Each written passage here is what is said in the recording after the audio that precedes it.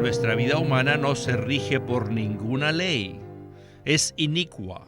Mientras que la vida humana caída no se regula por ninguna ley, aleluya, que por la regeneración recibimos otra vida, la vida de Dios. Y no es una exageración decir que esta vida es Dios mismo dentro de nosotros para ser nuestra vida. Bienvenidos al estudio Vida de la Biblia. La Biblia es un libro de vida, y esta vida es una persona viviente, el Cristo maravilloso y todo inclusivo. Los invitamos a que visiten nuestra página de internet, radiolsm.com, y allí podrán escuchar gratuitamente todos los programas radiales del Estudio Vida. En este mensaje del Estudio Vida del libro de Levítico, continuaremos explorando el tema de la ley de las ofrendas que se describe en los capítulos 6 y 7. El libro de Levítico se puede dividir en dos secciones principales. Los primeros 10 capítulos, que abarcan el tema de las ofrendas y el sacerdocio, y los capítulos del 11 al 27, que abarcan el vivir santo del pueblo santo de Dios. Es muy fácil para nosotros considerar que los 10 mandamientos dados a Moisés son la ley. Sin embargo, es muy difícil que consideremos como parte de la ley algo que se relaciona con nuestro disfrute de Cristo. Podemos pensar que si existe una ley respecto a nuestro disfrute de Cristo, entonces no puede haber disfrute alguno.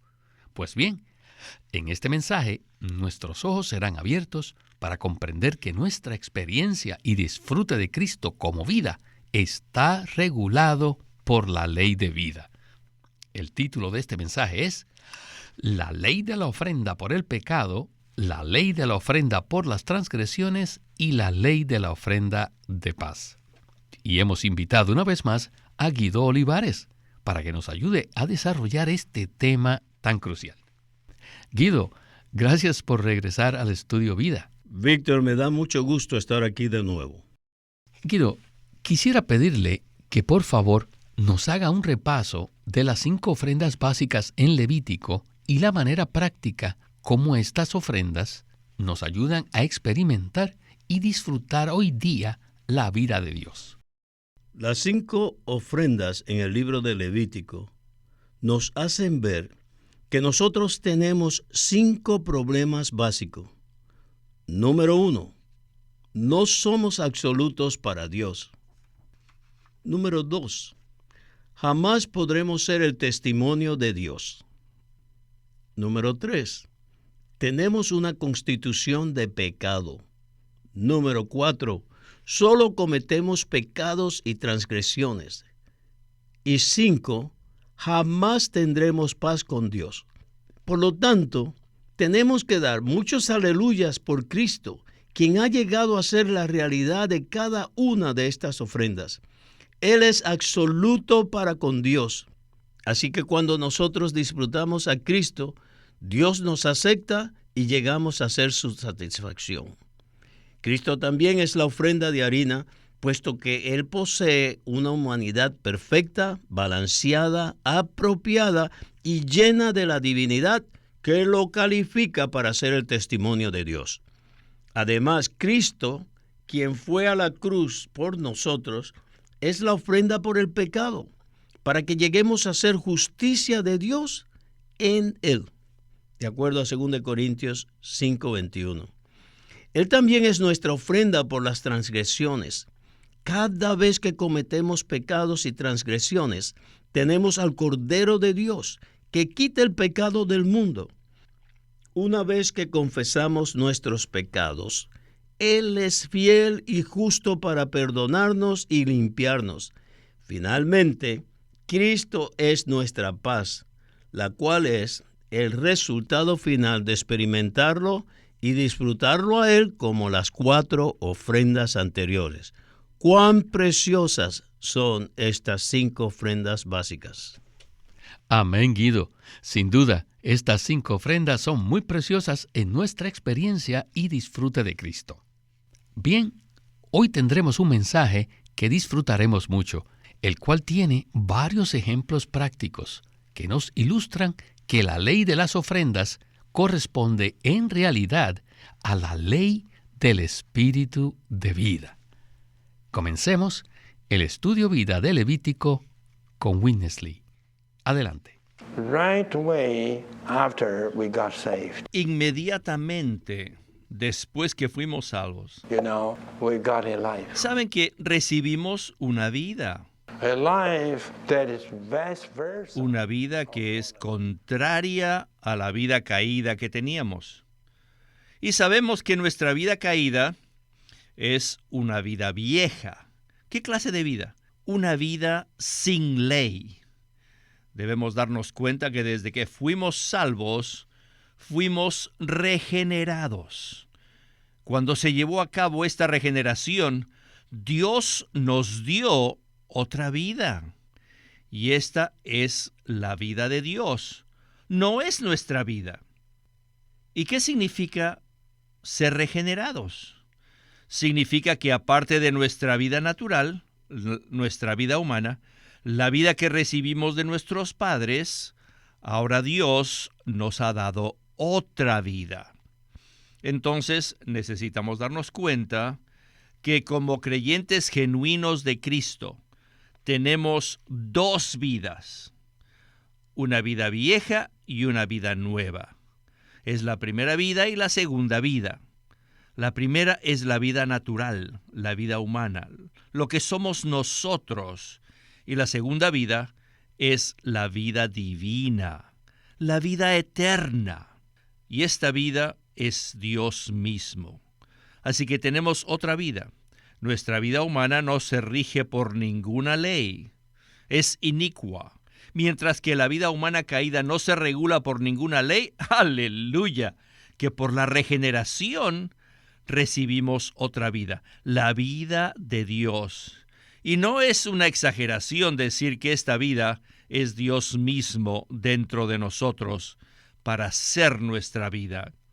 Y esta vida es absolutamente de acuerdo a la ley. Una vida absolutamente según las regulaciones.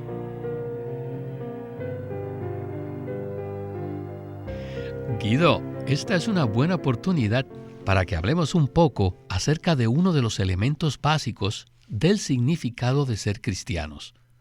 Cuando recibimos al Señor Jesús como nuestro Salvador, recibimos mucho más que el perdón de pecados.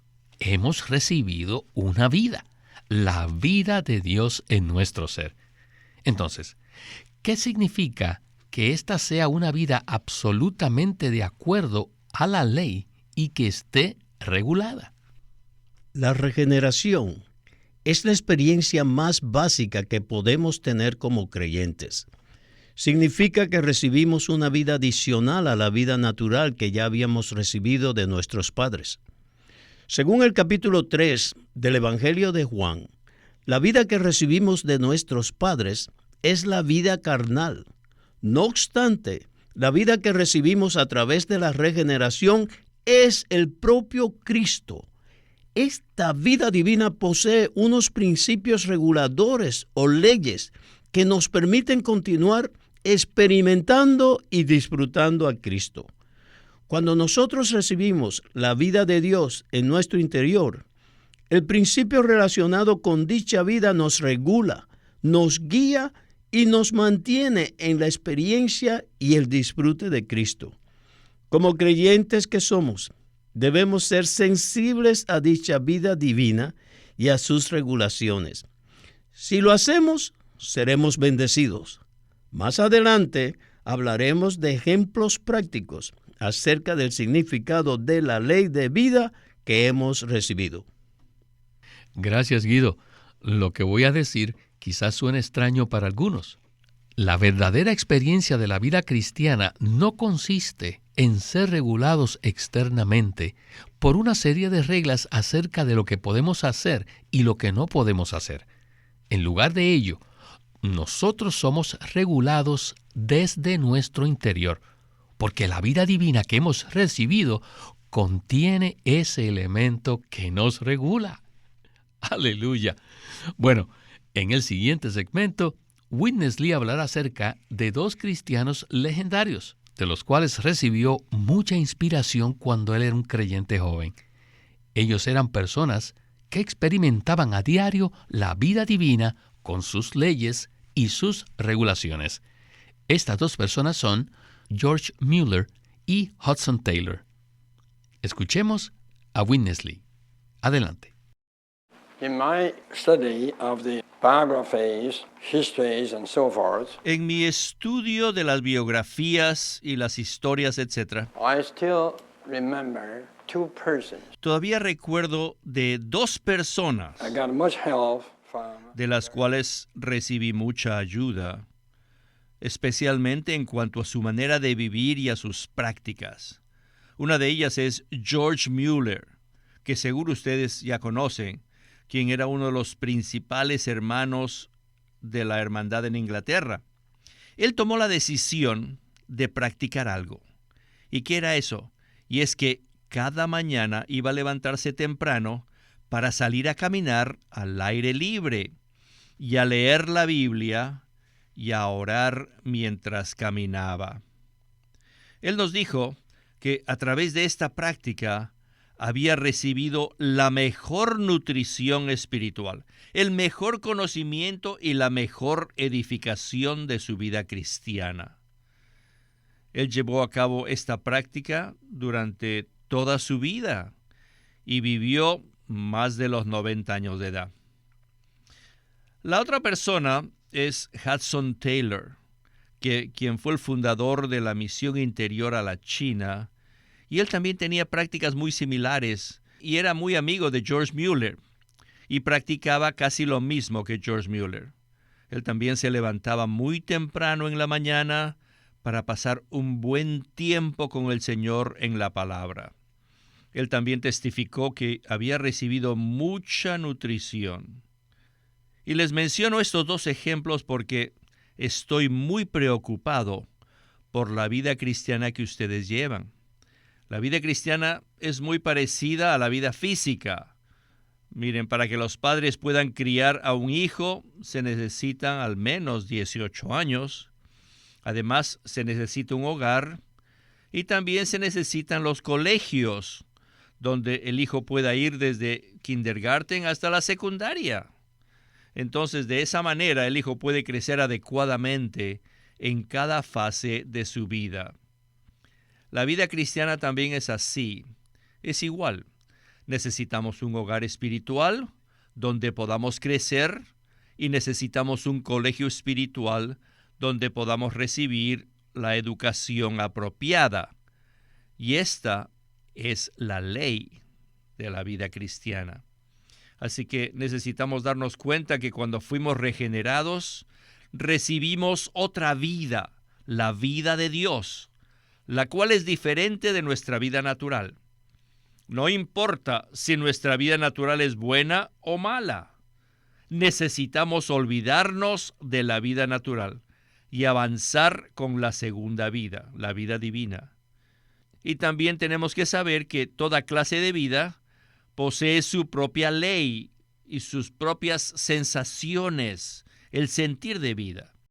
Así que la segunda vida, la vida divina, la vida de Dios que recibimos cuando fuimos regenerados, posee una ley y también un sentir de vida.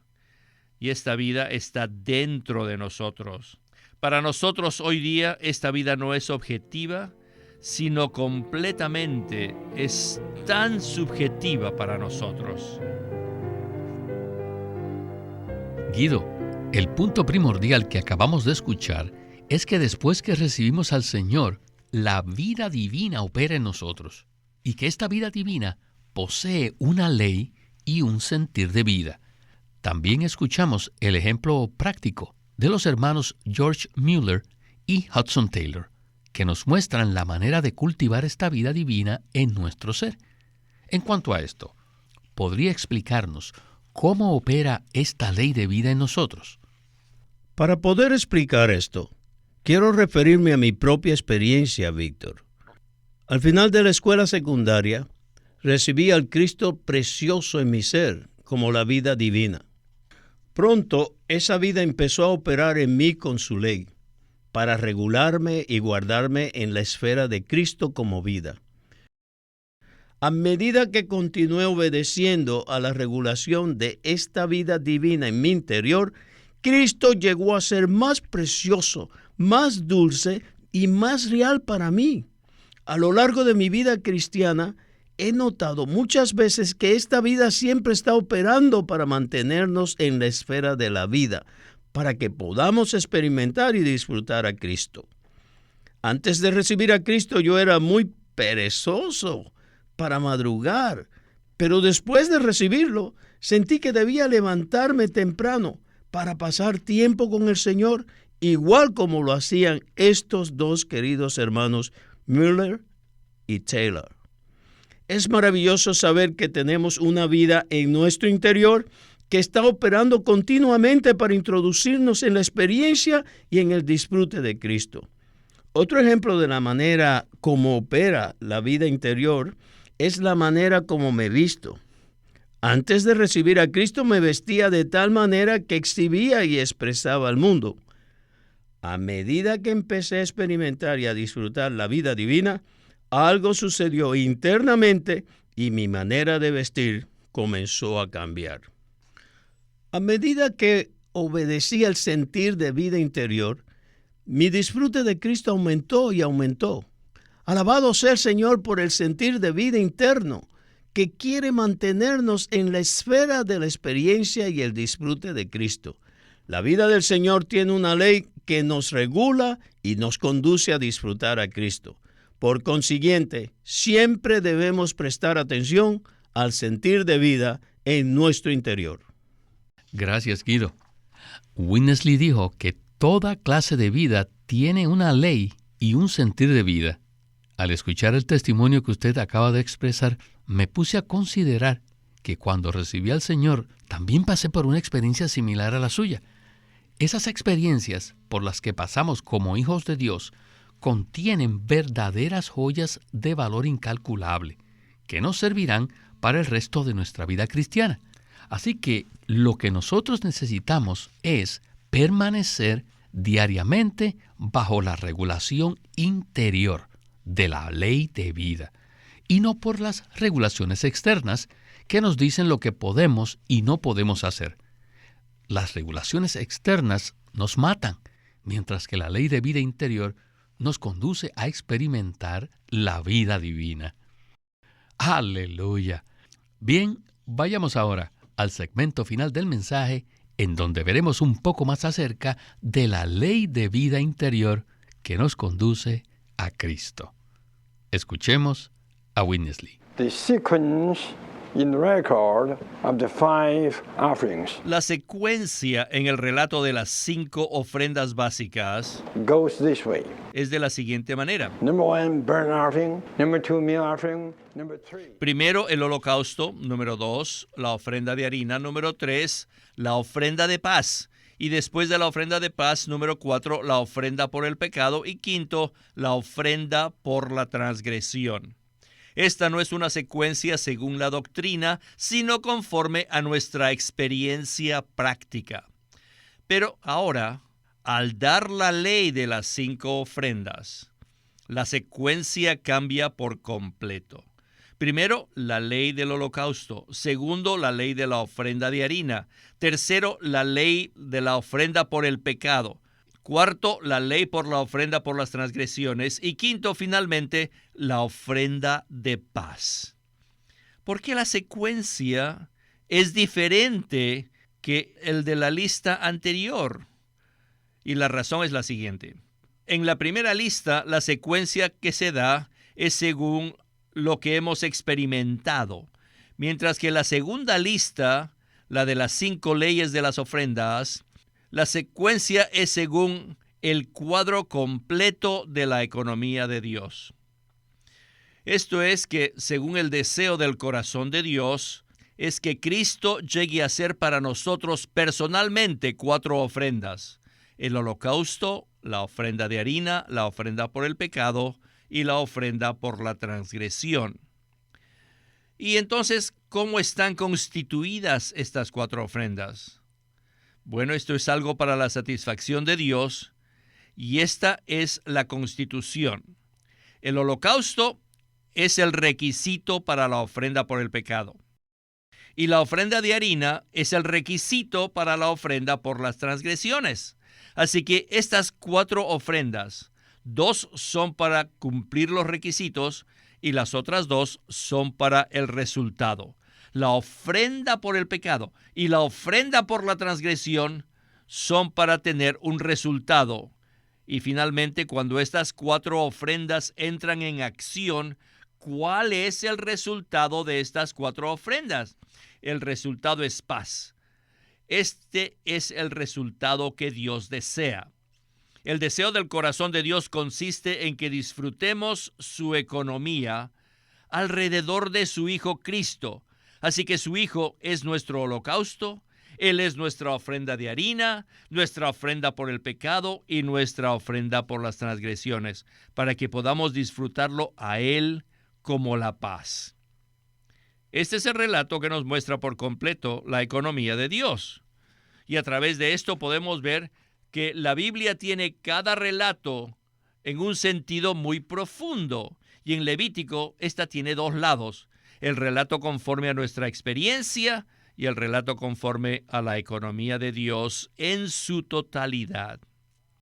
Las primeras 4 ofrendas son para la última ofrenda, es decir, para la ofrenda de paz. Y así podemos disfrutar de paz, para que podamos darle agradecimiento a nuestro Dios. Y disfrutamos de paz para hacer nuestros votos a Dios. Y disfrutamos a Cristo como nuestra ofrenda de paz para que Él reciba nuestras ofrendas voluntarias. Disfrutamos a Cristo mucho, de muchas formas, en todo aspecto, como nuestra paz con Dios. Pues bien, Guido, al leer el libro de Levítico, pienso que muy pocas personas se han dado cuenta que la secuencia de las ofrendas cambia cuando se introducen las leyes de las ofrendas. Específicamente, el cambio se relaciona con la ofrenda de paz, la cual se encuentra en medio de las 5 ofrendas en el primer relato. Sin embargo, al introducir las leyes de las ofrendas en el segundo relato, la ley de la ofrenda de paz aparece al final. Ciertamente, no hay coincidencias ni accidentes en el relato bíblico. Así que esta secuencia tiene un significado muy especial. ¿Qué tal si usted nos habla un poco más acerca de esta secuencia? La razón por la que el orden cambia es porque se relaciona con el deseo del corazón de Dios y con su economía. El deseo final de Dios consiste en que tanto Él como el hombre estén en paz y se puedan disfrutar al máximo mutuamente.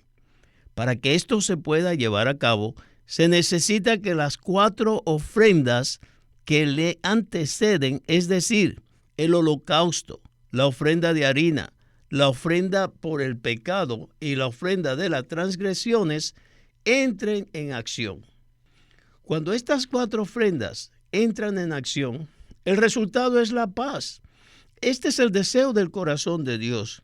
Como dijo Witness Lee, el deseo del corazón de Dios consiste en que disfrutemos su economía alrededor de su Hijo, quien es la realidad de todas estas ofrendas. Esa es la razón por la que la secuencia de las ofrendas cambia. Debemos darle gracias a Dios por su arreglo soberano en cuanto a esta secuencia de ley de las ofrendas. Guido, realmente me conmovió este último punto. El deseo del corazón de Dios consiste en que tanto Él como nosotros seamos introducidos en una experiencia de mutua paz y disfrute. Este es el punto crucial de todas las ofrendas. Si nosotros experimentamos a Cristo como holocausto, como ofrenda de harina, como ofrenda por el pecado y como ofrenda por las transgresiones, entonces el resultado será que seremos introducidos en la esfera de la paz con Dios. ¿No es verdad? Eso es verdad, Víctor. ¿Y qué significa esta mutua paz? Significa que Dios y el hombre han llegado a ser completamente uno, lo cual también forma parte del deseo de su corazón. Necesitamos darle las gracias a Dios por Cristo, quien es la realidad de todas las ofrendas. Amén, Guido. Qué buena palabra de conclusión. Gracias por acompañarnos en el estudio Vida de la Biblia con Witness Lee. Y esperamos que regrese pronto. Gracias por invitarme, Víctor. He disfrutado mucho el poder colaborar con los estudios Vida en este programa. Este es Víctor Molina haciendo la voz de Chris Wilde, Guido Olivares, la de Dick Taylor, y Walter Ortiz, la de Witness Lee.